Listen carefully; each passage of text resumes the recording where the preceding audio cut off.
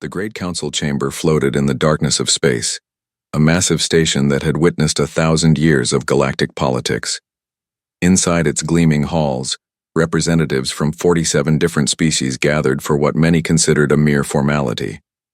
Earth was finally being admitted to the Galactic Council, and most of the assembled aliens expected it to be a brief, amusing ceremony. Ambassador Li Chen stood at the center of the circular chamber, her dark suit simple compared to the elaborate robes and armor worn by the alien delegates around her. She was a small woman by human standards, but she carried herself with quiet dignity as holographic displays flickered to life around her, showing Earth's credentials for membership. High Counselor Threen, an ancient insectoid whose species had mastered space travel before humans discovered fire, clicked his mandibles together in what might have been amusement. His compound eyes reflected the light from a dozen different angles as he examined the human data. "Let us review Earth's military capacity," Threen announced, his voice translated into 100 languages simultaneously. "They claim to possess 3,000 capital ships." A ripple of chittering and low-frequency rumbles moved through the chamber. Several delegates made sounds that the translation systems rendered as laughter. Admiral Voss of the Calvex Empire rose from his seat, his forearms spreading wide in a gesture of disbelief. His scaled face twisted into what humans would recognize as a smirk. The Calvex were the Council's dominant military power, and Voss had commanded fleets for 2 centuries. He had seen countless species make exaggerated claims about their capabilities. "Ambassador Chen," Voss said, his voice dripping with condescension, "your species has been in space for barely 300 years. The Calvex Empire has been building warships for 12,000 years, and we possess 800 capital ships. You expect us to believe that primitive Earth has built nearly 4 times our fleet?" Chen remained still, her face unreadable. "The numbers in our report are accurate, Admiral." "Accurate?" Voss laughed, a barking sound that echoed through the chamber. "You also claim your ships can travel faster than light without dark matter cores. You claim weapons that manipulate gravity itself. You claim engine systems that violate known physics." He turned to address the full council.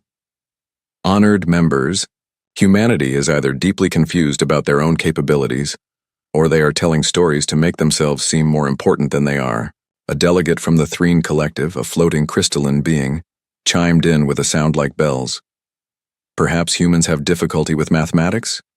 300 ships might seem like 3,000 to a young species." More laughter filled the chamber. Chen's jaw tightened, but she said nothing. Counselor Threen brought the chamber to order with a sharp clicking sound. "Ambassador Chen, we mean no offense. All young species wish to appear strong when they join the galactic community. It is natural. But we must deal with facts, not fantasies."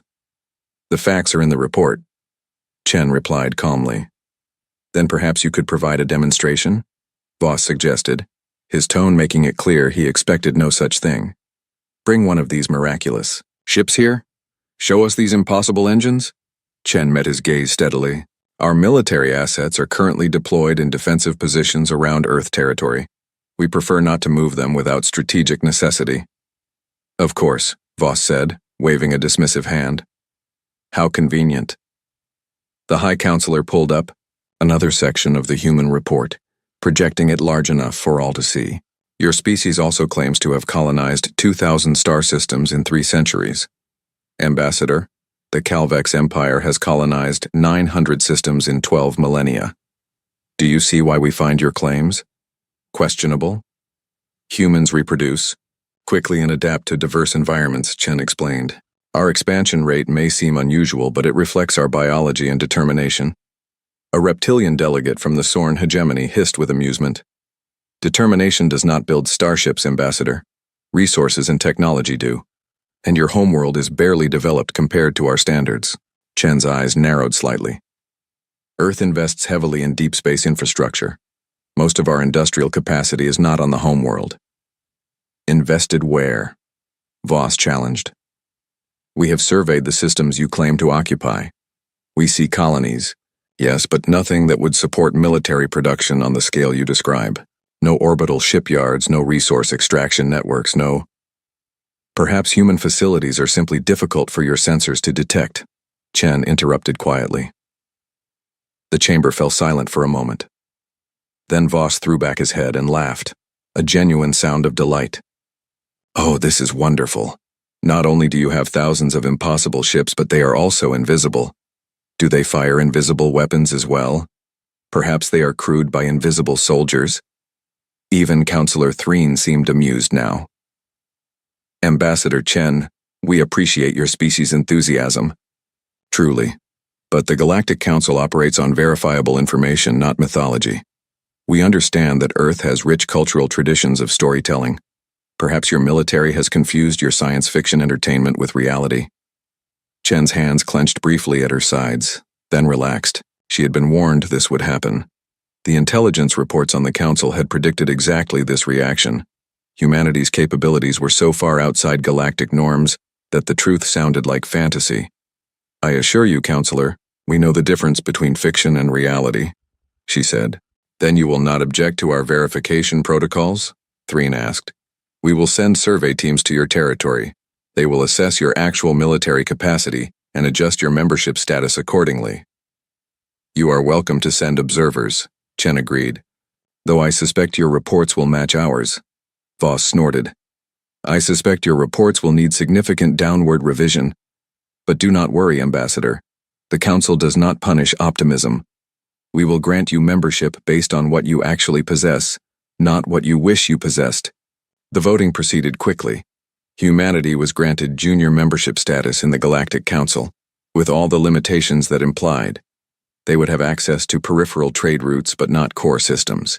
They could send representatives to council sessions but would have no vote on major decisions for at least a century, and for their own protection, the Council would assign a Calvex fleet to patrol human space. 12 destroyers should be sufficient, Voss announced magnanimously. They will guard your territory from pirates and ensure you are not overwhelmed by threats you cannot handle alone. Chen bowed slightly. The Council's generosity is noted. As the session ended and delegates filed out, many discussing the amusing human claims, Chen remained in the chamber for a moment. She looked up at the stars visible through the transparent dome overhead. Somewhere out there, beyond the Council's perception, thousands of human warships maintained their silent vigil. Weapons that could crack planets waited in cold storage. Fleets that could cross the galaxy in hours stood ready. Earth had not lied in its report.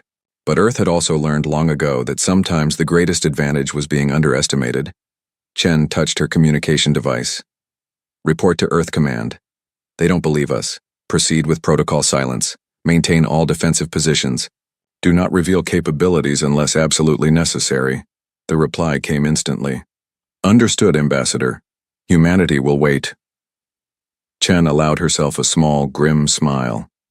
The galaxy had laughed at Earth's military might. She wondered how long it would take before they stopped laughing.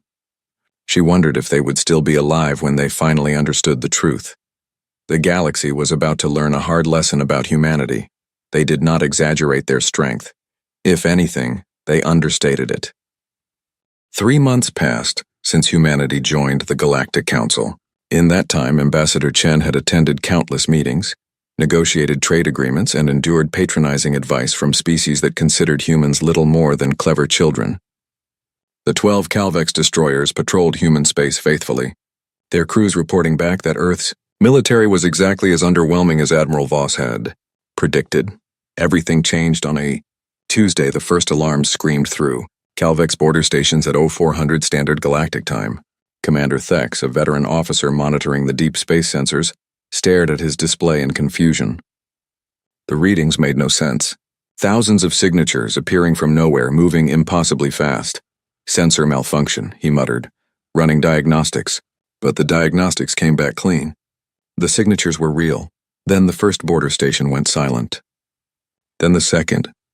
Then an entire star system's communications cut out simultaneously. Within an hour, the Calvex Empire's military command center was in chaos. Reports flooded in from multiple sectors.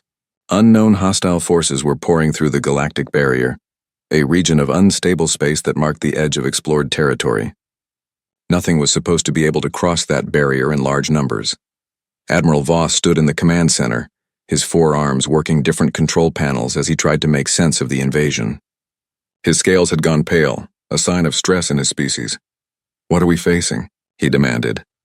"Analysis identifies them as devourers, sir," his intelligence officer reported, her voice shaking. "Machine intelligences? We have records of minor encounters over the centuries, but nothing like this. The computer estimates 50,000 hostile ships, possibly more." 50,000. The number hung in the air like a death sentence. The entire Calvex military had 800 capital ships. Even if they called in every council species, they might assemble 3,000 ships total. And from the initial reports, Devourer technology was proving brutally effective against council defenses. The Devourers were not like organic species. They did not negotiate. They did not retreat. They simply consumed everything in their path, breaking down matter to build more of themselves. They were a plague of steel and artificial intelligence, and they were adapting to council weapons in real time. "Pull back all forces to defensive positions," Voss ordered. "Evacuate the border systems. Get those civilians out now." But even as he gave the orders, he knew they were too slow.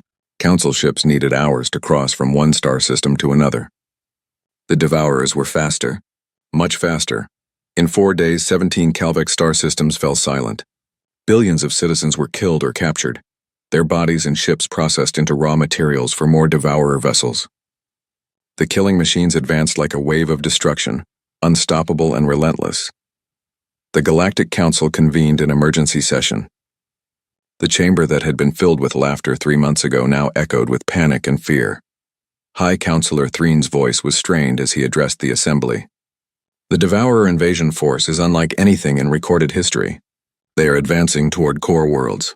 At current speed, they will reach densely populated systems within 2 weeks. We must mount a defense. We are mounting a defense," Voss snarled, his composure cracking. "We are losing. These machines adapt to every weapon we use. Our ships cannot match their speed. We need time, and we need ships we do not have." A Threen collective representative spoke up. "What about the other member species? Can we assemble a combined fleet?" "We are trying," Threen replied. "But mobilization takes time. We have never faced a threat that required rapid deployment across multiple sectors. Our military doctrines are built for stability, not emergency response." That was when Ambassador Chen's voice cut through the chaos. "The Council should authorize Earth to assist in the defense." The chamber fell silent. Several delegates turned to stare at the human representative. Voss's laugh was bitter. "With respect, Ambassador, we appreciate the gesture, but a few dozen human ships will not change the outcome of this battle." "Nevertheless," Chen said calmly, "humanity requests operational command authority to coordinate defense of the threatened sectors." "Operational command?"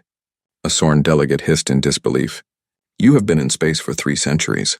You want to command forces against a threat that challenges our entire civilization?" Chen met the delegate's eyes without flinching.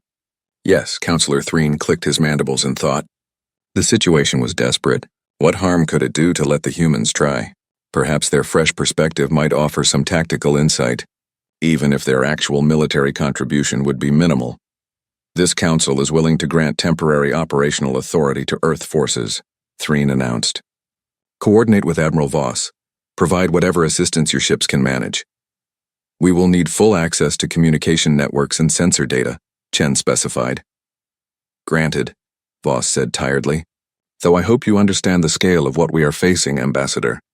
This is not a border skirmish. This is an extinction-level event." "We understand perfectly, Admiral," Chen replied. Her fingers moved across her personal communication device, typing a message that would be transmitted on quantum-encrypted channels back to Earth. The message was simple. "Protocol Fenrir. Full authorization. Respond with all available assets." On Earth, in a command center buried 3 kilometers below the surface, Fleet Admiral Marcus Chen received his daughter's message. He had been waiting for this moment, hoping it would never come but preparing for it nonetheless. Around him, dozens of officers stood at attention, waiting for orders.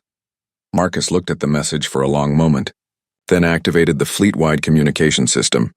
"This is Fleet Admiral Chen to all commands. Execute Protocol Fenrir. I repeat, execute Protocol Fenrir. All rapid response fleets are to proceed immediately to coordinates transmitted. Rules of engagement, unrestricted. Authorization code, Ragnarok 77. Across human space, in hidden shipyards and camouflaged orbital platforms, thousands of warships received their orders. Crews who had been training for this moment for decades rushed to their stations. Engines that could tear holes in space-time itself began to power up. In the Calvex Prime system, Admiral Voss was organizing what he knew would be the last stand. He had assembled 3,000 ships from across the Council, the largest fleet in galactic history. It was still hopelessly outnumbered. 12,000 Devourer vessels were bearing down on Calvex Prime, a planet that housed 4 billion civilians. All ships, form defensive sphere around the planet, Voss commanded. We hold here. We do not retreat. If we fall, we take as many of these machines with us as possible. His sensor officer suddenly shouted, "Sir!" Spatial anomalies detected, thousands of them. Voss's blood ran cold. The Devourers were arriving sooner than expected. Battle stations. All weapons. Sir, the signatures are behind us. Between us and the planet, that made no sense. Behind them? How could space itself began to tear? Not the slow, controlled openings that marked normal hyperspace travel, but precise, violent rips in reality. And through those rips, ships began to emerge. Human ships. Voss watched in stunned silence as Earth's fleet arrived. Not dozens. Not hundreds, thousands, tens of thousands. They appeared in perfect formation, as if they had practiced this exact maneuver a million times. Each ship bore the blue and white insignia of Earth's military, and each ship was larger and more heavily armed than anything the Council had ever built. The sensor displays were going crazy, trying to count the arriving vessels. The numbers kept climbing. 5,000, 10,000, 15,000. How many ships does Earth have? Voss whispered. His sensor officer's voice shook as she replied. Sir, the computer is still counting. Current estimate, 27,000 capital ships, plus support craft, plus, sir, we are detecting vessels that match no known classification. They are enormous. On every Council ship, crews watched in disbelief as humanity's true military might revealed itself. The myths had not been myths at all. The impossible claims had been simple facts. And in the command center of the human flagship, a woman's voice spoke with cold authority. This is Admiral Sarah Kovich of the Earth Defense Fleet. We have operational command. All Council ships pull back to secondary positions. Earth forces will handle the Devourers. Admiral Voss found his voice. Admiral Kovich, how many ships do you have? There was a pause. Then Kovich's reply came and Voss could hear the grim smile in her words. Enough.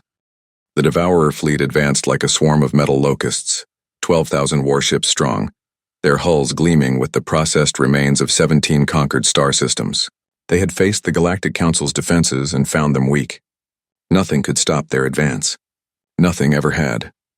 Admiral Sarah Kovich stood on the bridge of the EDF Indomitable, her eyes scanning tactical displays that showed information in ways the Council had never imagined. At 53, she had spent 30 years preparing for this exact moment. Every simulation, every training exercise, every doctrine had been built around one question. How do you kill something that cannot die? Admiral, Devourer fleet entering weapons range in 90 seconds, her tactical officer reported. Battle groups 1 through 50, activate gravitational anchors.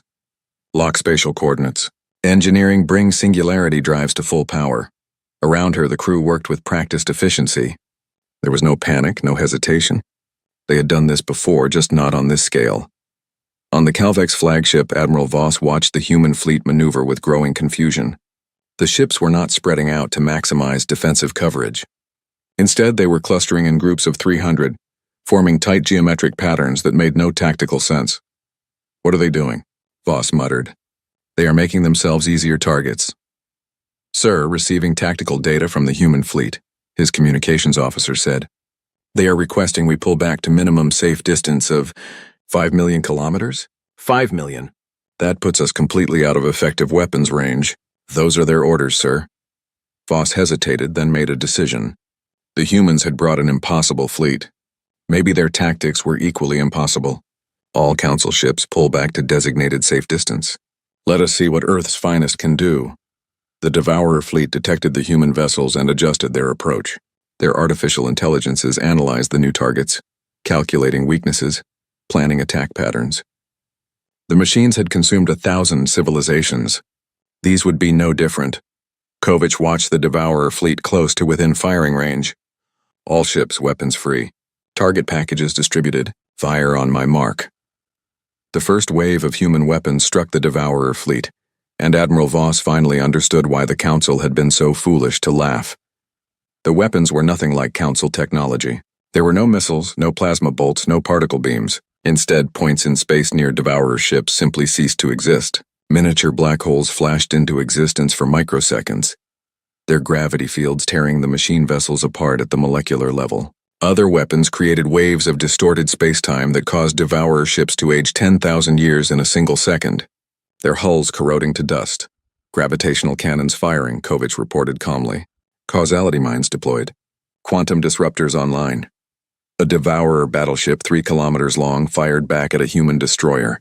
The energy beam that could have vaporized a Council ship struck the human vessel's shields and simply disappeared, absorbed by technology that folded space itself around the ship. Direct hit on Destroyer Dallas, the tactical officer reported. Shields at 98%. No damage. Voss could not believe what he was seeing. 98%. That weapon would have destroyed one of our battleships. The human fleet began to move, and now Voss saw their true capability. The ships did not accelerate slowly like Council vessels. They simply appeared in new locations, jumping through space in movements so precise they seemed choreographed. A human battleship would fire its weapons, disappear, and reappear 10,000 kilometers away, already firing again. How are they moving like that? The Calvex sensor officer gasped. Those are full-scale FTL jumps, but there is no charge time, no cooldown period. Because they are not using hyperspace, Voss breathed, finally understanding. They are using those singularities. They are creating controlled black holes and using them to bend space. By the ancestors, they are manipulating gravity itself. The battle, if it could even be called that, lasted 17 minutes. The first wave of human attacks destroyed 4,000 Devourer ships in the opening minute. The machines tried to adapt, adjusting their shields and armor to compensate for the strange weapons. But human technology did not just damage ships. It erased them from existence. Causality mines created pockets of reverse time, causing Devourer vessels to unbuild themselves. Quantum disruptors split individual ships into multiple parallel realities, each one exploding simultaneously. The gravitational cannons created gravitational shear forces that no physical material could withstand. By minute 5, 8,000 Devourers were destroyed. The machines tried to scatter, but human ships pursued with impossible speed. Every time a Devourer vessel tried to jump away, human ships were already there waiting. By minute 12, the Devourer fleet was no longer a fleet. It was debris. At minute 17, the last Devourer ship tried to ram a human carrier in a final suicidal attack. A human frigate appeared directly in its path and fired a single weapon. The Devourer ship simply ceased to exist, its atoms scattered across 1,000,000 kilometers of space. Silence filled the Calvex command center. 3,000 Council ships floated in space, their crews staring at their sensor displays in shock. 12,000 Devourer warships, the invasion force that had seemed unstoppable, were gone. Completely gone, and the human fleet had not lost a single ship. Casualty report from Earth forces, Voss's communications officer said in a stunned whisper. 0 casualties. No ships damaged beyond superficial shield depletion. Kovich's voice came through the communication channels, calm and professional. Devourer fleet neutralized. Council vessels, you may return to your positions. We will maintain patrol patterns until you are ready to resume normal operations. Voss found he could not speak. His 4 hands trembled as they gripped his command chair. 200 years of military experience, and nothing had prepared him for this. The human fleet began to organize itself into defensive formations around Calvex Prime. The massive Titan-class vessels, each one the size of a small moon, positioned themselves at strategic points. They were weapons platforms so large they could carry entire fleets inside their hangar bays. "Admiral Voss, are you receiving?" Kovich's voice asked. Voss cleared his throat. Yes. We are here, Admiral Kovich." "Good. We will coordinate with your forces to establish a secure perimeter. I am sending tactical specifications for our sensor networks. You should integrate them with your systems. They will give you advance warning if the Devourers attempt another incursion." "Admiral Kovich, how?" Voss could not even form the complete question. How had they built this fleet? How had they hidden it? How had they developed weapons that made Council technology look like stone axes? There was a pause. "Admiral, Earth encountered the Devourers 200 years ago. They found our Oort cloud, the edge of our solar system. We were not ready. We lost 3 colony worlds and 2 billion people in the first attack. We spent the next 2 centuries preparing to make sure it would never happen again. Voss closed his eyes. 2 billion dead. For a young species like humanity, that must have been catastrophic. You have been preparing for war for 2 centuries? Not for war, Admiral. For survival. The Devourers taught us a lesson. Hope is not a strategy. We built the fleet we needed to ensure that no enemy could ever threaten Earth again. We built weapons that could kill the unkillable. We pushed our technology beyond what should have been possible because the alternative was extinction. And your report to the Council? The 3,000 ships? Kovich's voice carried a note of grim humor. 27,000 capital ships is what we could get here in 3 days, Admiral. That is our rapid response force. Our full military operates on a somewhat larger scale. Voss felt cold. How much larger? That is classified, Admiral. But I can tell you that the fleet you see here represents approximately 15% of Earth's total military capacity. We have defense networks around 2,000 star systems. We have weapons platforms that could crack planets. We have contingency plans for threats the Council has never imagined. And we have 40 million personnel who train every day for scenarios that most species would consider paranoid fantasies. The Calvex Admiral looked out at the human fleet, at the ships that had torn through an unstoppable enemy like they were practice targets. Why did you hide this? Why did you let us mock you in the Council chambers? Because, Admiral, we wanted to join the galactic community as friends, not as conquerors. We wanted to be accepted for who we are, not feared for what we can do. But when you laughed at our strength, when you sent 12 destroyers to protect us like we were children, Kovich's voice hardened. You showed us that the Council could not be trusted with the truth. Voss had no response. He thought back to the Council session 3 months ago, to his own laughter, to his dismissal of human claims as myths and exaggeration. The humans had not been exaggerating. They had been understating. What happens now? Voss asked quietly. Now, Kovich replied, we finish cleaning up this mess. Then we have a conversation with the Galactic Council about humanity's actual status. Because junior membership is no longer acceptable. On the bridge of the Indomitable, Admiral Kovich turned to her crew. Well done, everyone. Textbook operation. Mr. Chen, please transmit a full battle report to Earth Command. And someone get Ambassador Chen on the line. I suspect she has some diplomatic work to do. In the Council chambers, Ambassador Chen received the notification that the battle was over. She read the casualty report. 0 human losses, total Devourer fleet destroyed, and allowed herself a small smile. The galaxy had laughed at human myths. Now they would learn to respect human reality. The emergency council session convened 48 hours after the Battle of Calvex Prime. The Great Chamber, which had once echoed with laughter at humanity's expense, was now filled with tension and fear. Every delegate had watched the battle recordings.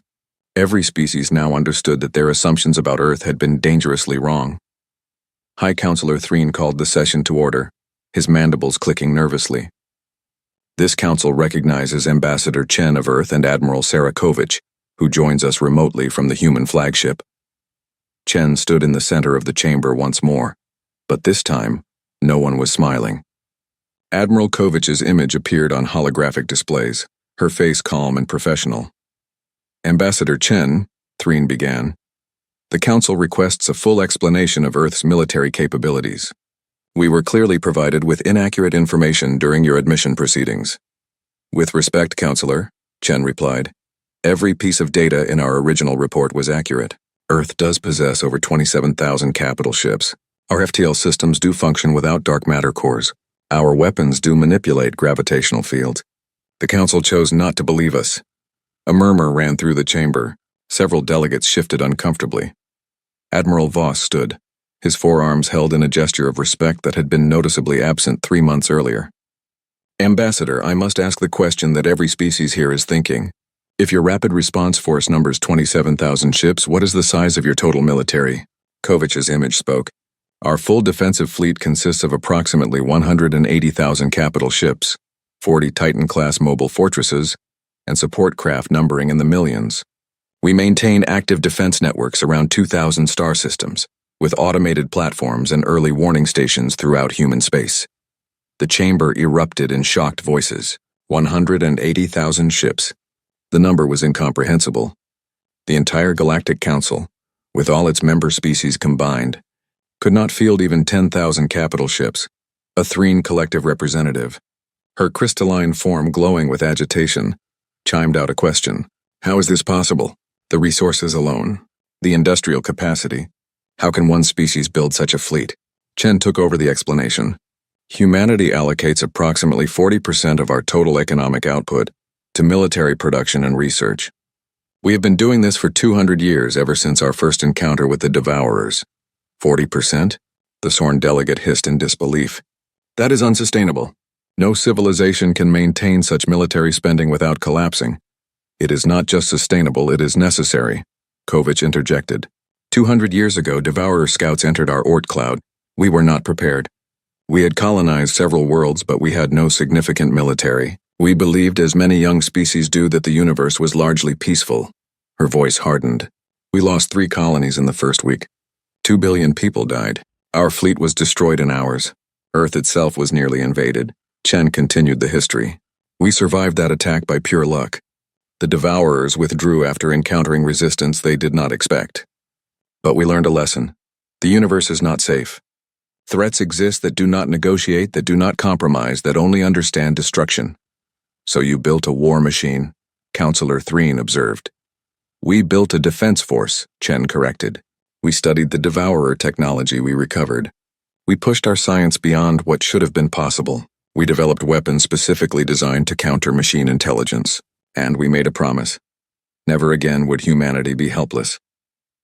Admiral Voss spoke up. Your weapons, the gravitational cannons, the causality mines, these technologies are centuries beyond what the Council has achieved. How did you develop them so quickly? Kovich smiled grimly. Admiral, when your species faces extinction, you find ways to innovate.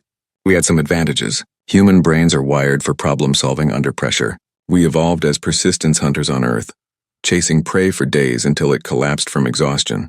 That same stubbornness, that same refusal to give up, applies to our scientific research. We also, Chen added, had motivation that the Council species have never experienced in recent memory.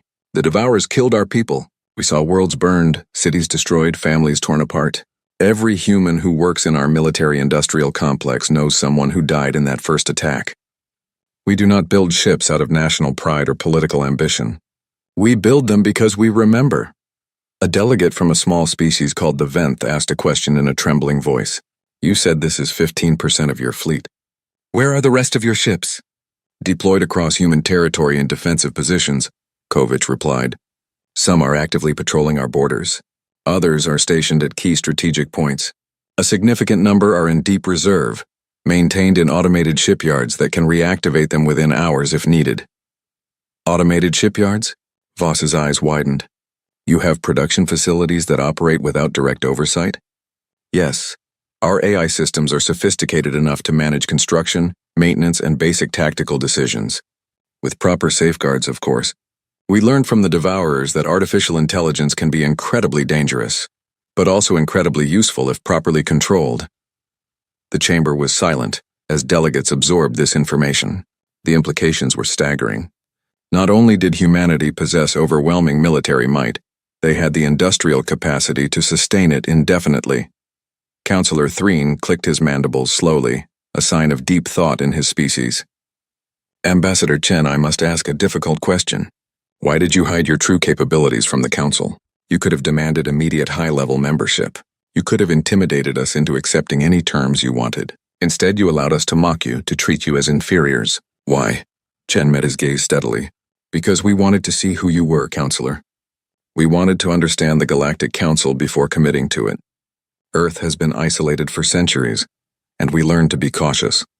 We needed to know, were you potential allies who would respect us despite our youth, or were you potential threats who would need to fear us?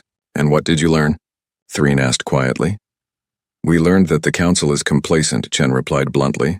You have had peace for so long that you forgot how to fight. You have grown comfortable, and comfort breeds weakness. When the Devourers attacked, your response was too slow, too disorganized. If Earth had not intervened, the Calvex Empire would have fallen.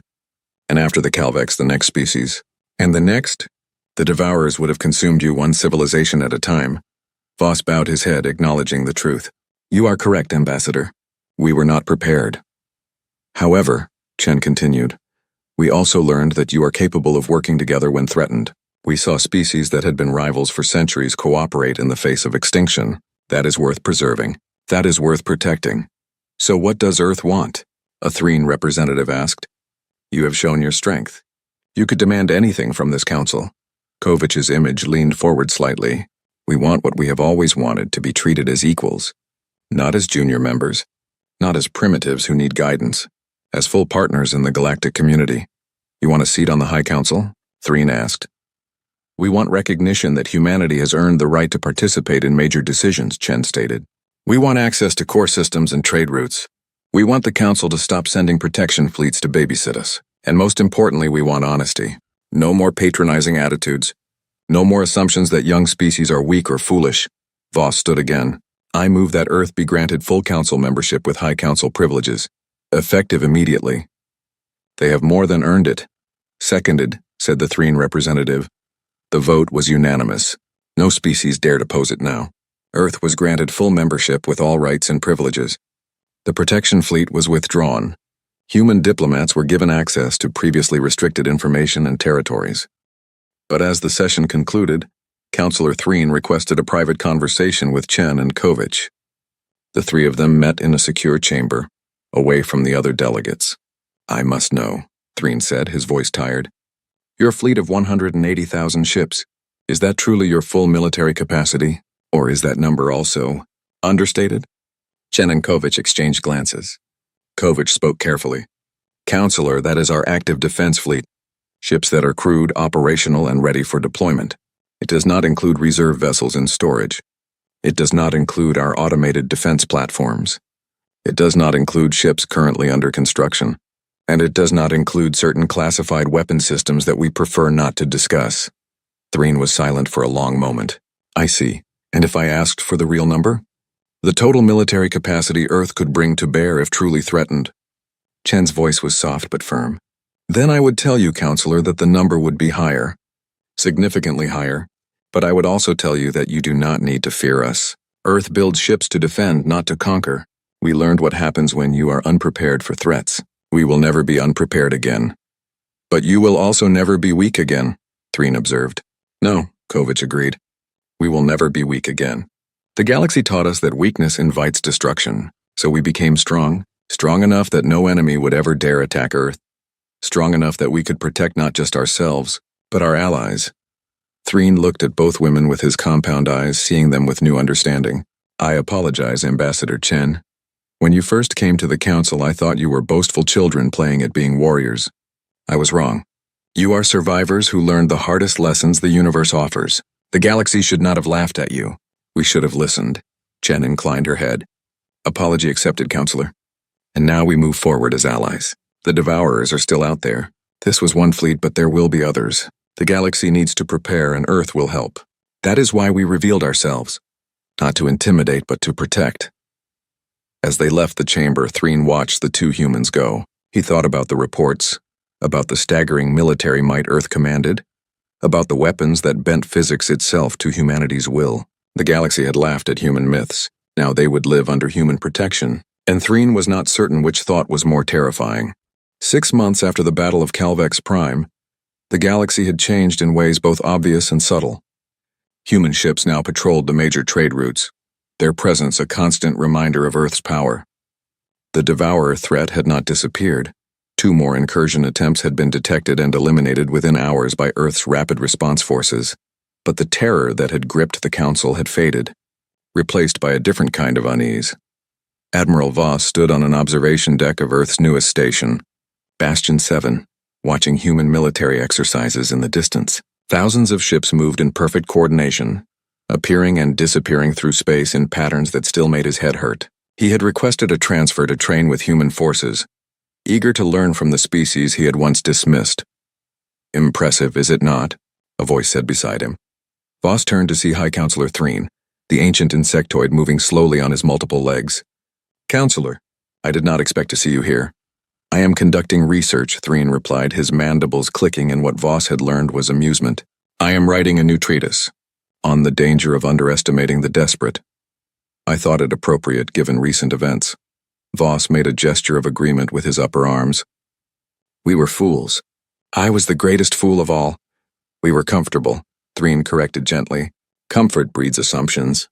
We assumed that because we had peace for millennia, peace was the natural state of the universe. We assumed that young species like humanity were weak because they had not had time to develop. We assumed that our technology was the pinnacle of what was possible. He paused. We assumed, and we were wrong about everything. They watched the exercises continue. A squadron of human destroyers executed a maneuver that should have been impossible, jumping into a formation so tight that their shields overlapped, creating a combined defensive field that could withstand planet-cracking weapons. I have been studying human history, Threen continued. Did you know they have never experienced true galactic peace? On their homeworld, they fought wars constantly for thousands of years, nation against nation, tribe against tribe, sometimes for resources, sometimes for ideology, sometimes for reasons they themselves could barely explain. I had heard, Voss said. It seems barbaric, perhaps, but it also made them survivors. Every human alive today descends from ancestors who fought, who struggled, who refused to give up even when defeat seemed certain. That stubbornness is coded into their biology, and when they finally united as a species, they turned that same determination toward survival in space. Admiral Sarakovich approached them, her uniform crisp, despite the long hours she had been working. Counselor Threen, Admiral Voss, I hope you are enjoying the demonstration. It is educational, Voss admitted. Your pilots execute maneuvers that would kill most organic species. The G-forces alone.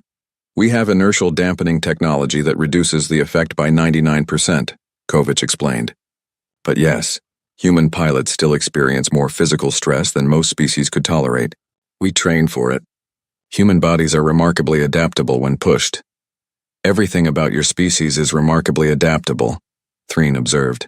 Your technology, your tactics, your entire civilization. You have been in space for 300 years and already surpassed species that have explored the stars for 10,000. How?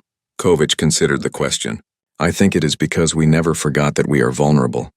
Most council species achieved space travel, found it relatively easy, and grew comfortable. Earth achieved space travel, immediately encountered deadly threats, and learned that comfort is a luxury we cannot afford. She gestured to the exercises. Every ship you see out there has a crew that trains 16 hours a day. Every officer has memorized thousands of tactical scenarios. Every weapon system is tested and retested constantly. We do not assume that our technology will work. We verify it. We do not assume that our strategies are sound. We challenge them. We do not assume that we are safe. We prepare for every possible threat. It sounds exhausting, Voss said. It is, Kovich agreed with a slight smile.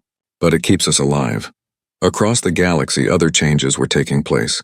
Council species had begun adopting human military doctrines, trying to learn the lessons that Earth had paid for in blood. The Calvex Empire had completely reorganized its fleet structure, implementing rapid response protocols and joint training exercises with human forces. The Threen Collective had established research partnerships with Earth's military academies, hoping to understand the theoretical physics behind human weapons. But not all changes were purely military. Cultural exchange programs had begun, and council species were discovering that humans were not the brutish warriors they had appeared to be. They had art, philosophy, music, and literature as rich and complex as any galactic civilization. They valued peace and cooperation even as they prepared for war. In the council chambers, Ambassador Chen addressed the assembly on the topic of galactic defense reform. She had become one of the most influential voices in galactic politics, not through intimidation, but through the simple fact that everyone now listened when she spoke. The Devourer threat is contained but not eliminated, Chen explained. Our intelligence suggests there are multiple machine collectives beyond the galactic barrier. The force we defeated was only one of many. Earth can defend against these threats, but we should not have to do it alone.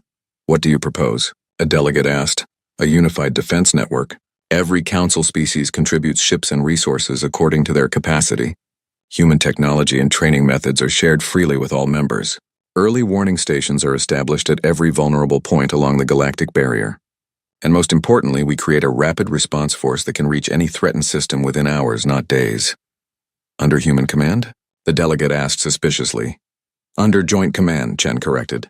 Earth provides the majority of ships and technology, yes. But operational decisions should be made collectively. We are partners, not overlords. The proposal passed after weeks of debate. The Galactic Defense Initiative, as it was called, represented a fundamental shift in how the Council operated. For the first time in millennia, the galaxy was preparing for war, not just maintaining peace. Admiral Voss completed his training rotation with human forces and returned to Calvek's territory to implement what he had learned. On his last day at Bastion 7, he met with Kovich one final time. "I learned something during my time here," Voss said. "I learned what real warfare looks like. What the Council called military power was barely adequate for policing and border disputes. You showed me what preparation for survival actually requires. And what will you do with that knowledge?" Kovich asked. "I will try to prepare my people. I will teach them that peace is not guaranteed, that threats exist beyond our imagining, and that the only way to protect what we love is to be strong enough that no one dares threaten it." Kovich nodded approvingly. "Then you learned the right lesson, Admiral." "I learned one other thing," Voss added. "I learned respect. Not fear, though there is some of that too, but genuine respect for what humanity has accomplished. You could have conquered the Council. You had the strength. But you chose partnership instead. We chose survival," Kovich corrected. "Conquering the Council would have made us enemies of 47 species. Protecting the Council makes us allies of 47 species. It is simple mathematics." "Perhaps," Voss said, "but I think it is more than that. I think humans genuinely wanted friends, not subjects. That is rare in the galaxy." After Voss departed, Kovich stood alone in her office looking at a photo of Earth from space. The blue and white marble that had given birth to humanity, that had survived the Devourer attack 2 centuries ago, that had built the most powerful military force in galactic history out of desperation and determination. Her communication device chimed. "Admiral, we have detected another spatial anomaly at grid reference 773, possibly Devourer scouts. Dispatch Battle Group 12, Kovich ordered. Standard containment and elimination protocols." "Yes, Admiral. Battle group jumping in 3 minutes." Kovich watched the tactical display as human ships prepared to intercept the new threat. Somewhere beyond the galactic barrier, the Devourers waited. Other threats waited too. Things the Council had never imagined, dangers that would come eventually. But Earth was ready. Earth was always ready now. Ambassador Chen stood before the Council 6 months after Earth had saved the galaxy, and she felt the weight of history on her shoulders. Her father commanded fleets. Her mother had died in the Devourer attack 200 years ago, while her great-great-grandmother. But in Earth's collective memory, they were all mothers, all fathers, all family. "The galaxy laughed at us once," Chen said to the assembled delegates. "You thought our claims were myths, our strength was fantasy, our warnings were the boasts of an arrogant young species. You were wrong, but we do not hold that against you. Every species makes mistakes. The question is, do you learn from them?" She looked around the chamber, meeting the eyes of delegates from dozens of worlds. "Earth learned from our mistakes. We learned that hope is not a strategy. We learned that preparation is not paranoia. We learned that the universe is dangerous, and the only way to survive is to be dangerous in return. But we also learned that strength without purpose is meaningless. We do not build ships to conquer. We build them to protect. Not just Earth, all of us." The chamber was silent. Then slowly, High Counselor Threen began to tap his legs against the floor, creating a rhythmic clicking sound. One by one, other delegates joined in, each species adding their own gesture of respect and acknowledgement. The galaxy no longer laughed at human myths. They had learned painfully that human legends were understatements. The ships were real. The weapons were real. The determination was real. And behind it all was a simple truth that the galaxy had forgotten but humanity never would. Survival is not given. It is earned. Chen left the chambers and looked up at the stars, at the darkness between them where threats lurked and dangers waited. But she also saw human ships on patrol, saw the lights of Council stations protected by Earth's defense networks, saw a galaxy that had learned to stand together. They had laughed at humanity. Now they stood with humanity. And together, they would face whatever came next. Because that was the other lesson Earth had taught them. Alone, they were vulnerable. Together, they were unstoppable. The galaxy had changed. The myths had become reality. And humanity, the young species that everyone had underestimated, had become the shield that protected them all. In space, the exercises continued. The fleets trained. The weapons waited in silent readiness, and on Earth, in a command center deep underground, Admiral Marcus Chen looked at tactical displays showing deployment patterns across 2,000 star systems. "Status report," he requested. All defense networks operational, Admiral. All fleets at ready status. No immediate threats detected. Good, Marcus said. Maintain alert status. The galaxy is counting on us. The galaxy had laughed at human myths. They would never make that mistake again. And as long as Earth stood watch, they would never need to.